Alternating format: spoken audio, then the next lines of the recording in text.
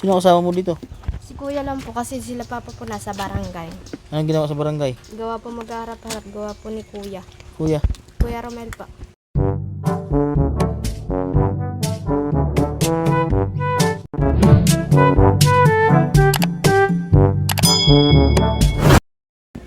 Good morning po sa ating mga kabayan. So ngayon po today's vlog ay pumunta po tayo sa bahay po nila, kabungal nila Alin po at yung ating project po na pagpakabit po ng kuryente sa kanila ay tayo po ngayon ay mamimili po ng mga materyales para dun sa bahay nila pagpapakabit po ng kuryente at ayusin na po natin para magkaroon na po sila ng sariling ilaw. Ayan.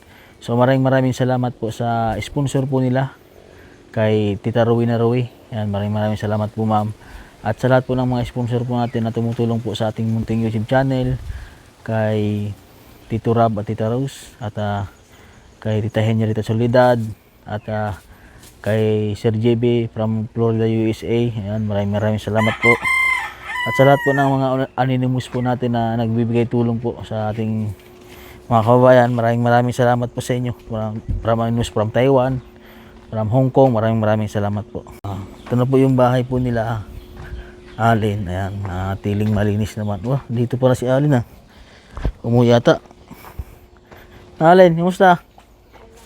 Ha? Okay lang po. Linis ka? Ano yan, ulam niya ngayon? Opo. Ha? Paulam po sa hipag na. Yung sa mga kapatid. Ano yan, sa trabaho? Opo. Sino kasama mo dito? Si kuya lang po kasi sila papa po nasa barangay. Anong ginawa sa barangay? Gawa po magharap-harap, gawa po ni kuya. Kuya. Kuya Romel pa. Bakit? Gawa po nakabuntis.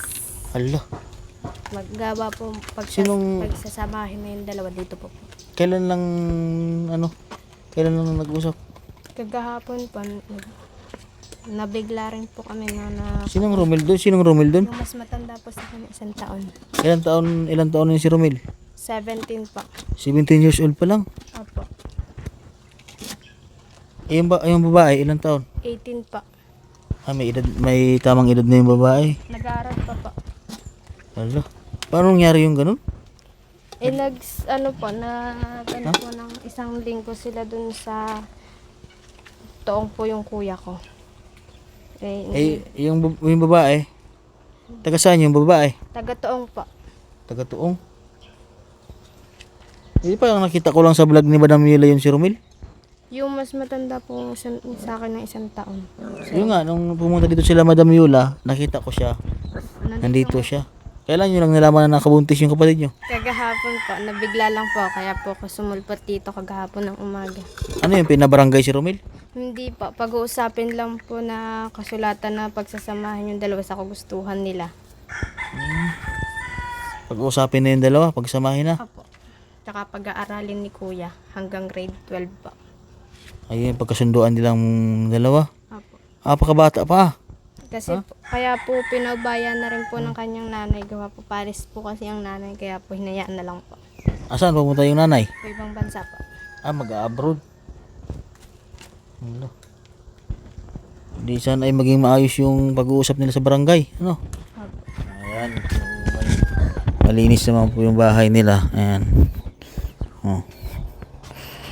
Ayos. Oh. May tanim na pa silang mga gulay dito. Oh.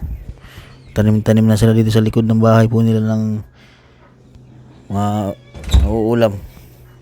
Oh, nandito po si Kabungala. Kamusta? Saan galing? Galing ako kami sa kargahan. Saan? Kargahan na. Nagkarga kayo? Anong kinarga nyo? Tubo. Tubo. Kamusta ka naman? Okay lang naman. Ha? Okay lang. May balita ko yung kapatid mo doon ay nagkabuntis. Oo. Nasa barangay sila. Nag-usap ko sa barangay. Yung permaan na. Anong pinag-usapan nyo sa barangay?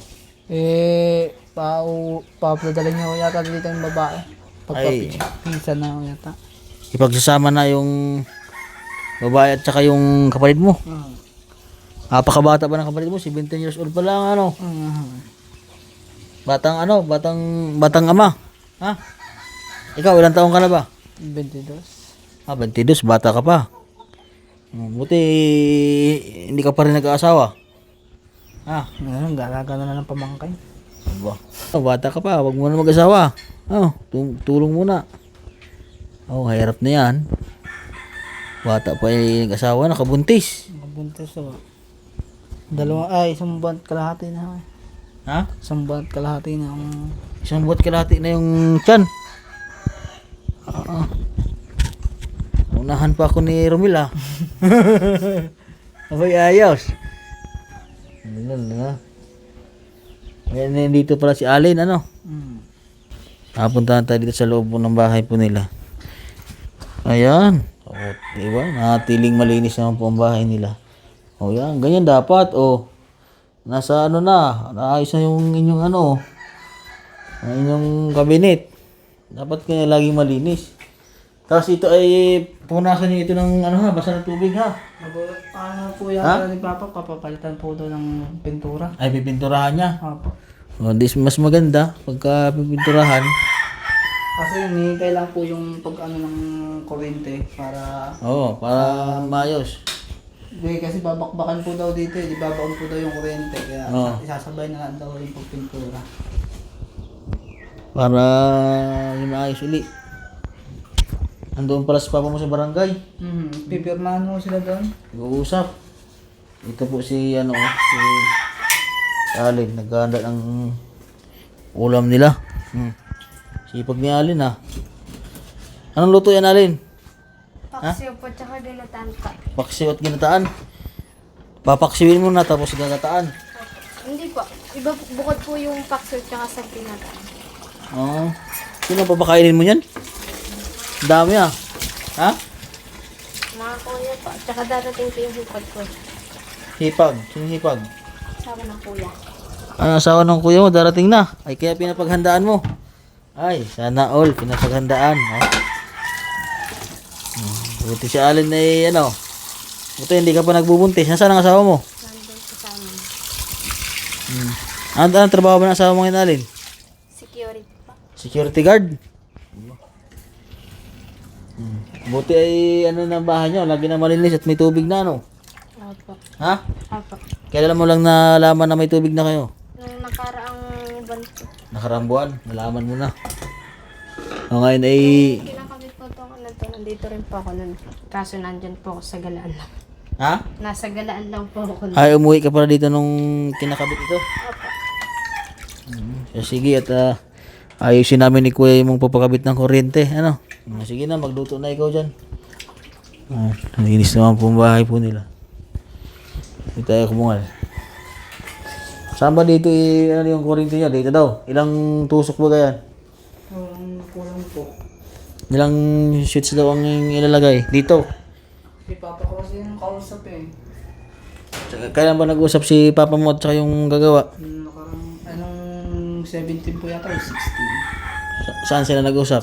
Dito rin. Pinuntahan na ako dito ng manggagawa.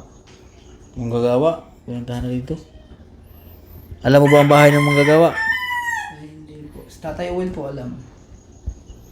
Alam kung saan. Opo. Nasaan na yung listahan ng mga bibilhin at bibilihin mo natin. Hindi ko lang po alam kasi si Papa pong may ano nun. Ha?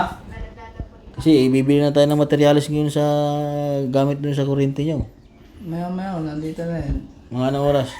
Yung mga Saan ba ang barangay na sila pumunta sa barangay? kay Suyo. Saan yung banda? Ito makalampas ho ng ano ng Baybasan na.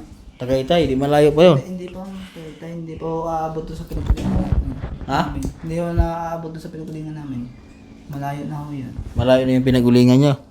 Saan ba yung Kailungon? Saan yung bandang Kailungon? Ano yun po, tapat po. Tapat na yung Kailungon. At kailangan bibilihin na natin yung mga materialis ngayon at kakausapin ko yung gagawa ng kuryente. Ano. Kasi dito pwede naman kayong magbakbak eh. Para mas makatipid tayo. Hindi yung mag-install na lang ng kuryente ang ano. Nandiyan naman kayo eh. Tulungan nyo muna magbakbak nito eh. Kasi malalaki naman kayo. Alam nga naman iaasa pa natin doon sa ano, sa magkukuha pa ng labor tayo para magbakbak ng ibabaon Ganun yung din ano. po, kakukuha din po ng labor gawat. Hindi namin alam yung Ano? yung yung lalim na Ituturo naman sa inyo yan nung nung gagawa Mag-guide pa rin mo sila. Ha? Mag-guide pa rin mo sila. Kaya nga, siyempre, nandito yung gagawa noon. Kami magtitik-tik habang sila nang gagawa na pag yung... Oo, kaya nga, dapat para mas makatipid tayo. Ay baga, mas mamamahalan tayo. Magkala ang budget natin. O, di kayo yung tik-tik. O, habang tinitingnan nung gagawa ng alam niya naman kung gaano basta bumaon lang yung kuryente niya Okay na yan. Dito sa loob ng kwarto nyo, pwede na dito sa gitna, isa sa gitna. Dito. Yan Yun sa gitna na yan, sa gitna ng kuryente dyan sa gitna na yan. Hindi yung malaking ilaw lang dyan para isahan, para mas tipid kayo sa kuryente. Kasi dyan, hindi na namin sagot yung bayad sa kuryente dyan pag nakabitan namin yan. Ha? Hindi na namin yan shoulder yung pagbabayad ng kuryente. At pasalamat tayo kay Tita Roy na nag-sponsor sa inyo na para makabitan kayo ng kuryente. Saan ba dito yung balak nyo bang karoon ng TV? Ha? Ang kupo kay Papa. Ha? Ang kupo kay Papa.